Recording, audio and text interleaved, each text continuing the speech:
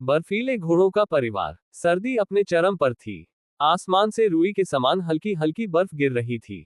दूर एक घाटी में घोड़ों का एक परिवार रहता था, शक्तिशाली सफेद घोड़ा बिजली, उसकी दयालु पत्नी नूरी और उनका नन्हा बच्चा चमक। उनका घर एक बड़ी झील के पास था, जो सर्दियों में पूरी तरह जम जाती थी।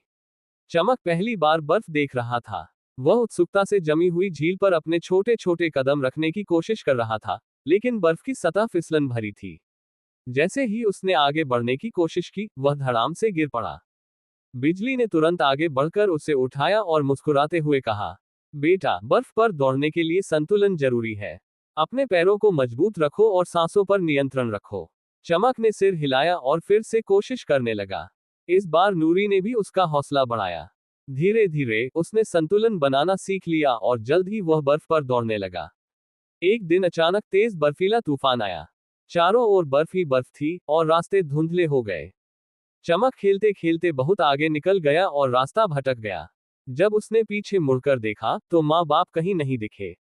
उसका दिल जोर जोर से धड़कने लगा। तभी दूर से बिजली की आवाज आई, चमक, मेरी आवाज सुनो और उसी दिशा में आओ। चमक ने हिम्मत जुटाई और पिता की आवाज का पीछा करने लगा।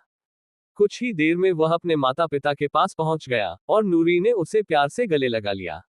याद रखना, मुश्किलें आएंगी, लेकिन अगर परिवार साथ है तो तुम कभी खोओगे नहीं, बिजली ने स्नेह से कहा। उस दिन के बाद चमक ने न सिर्फ बर्फ पर दौड़ना सीखा, बल्कि जीवन के तूफानों का सामना करना भी सीख लिया।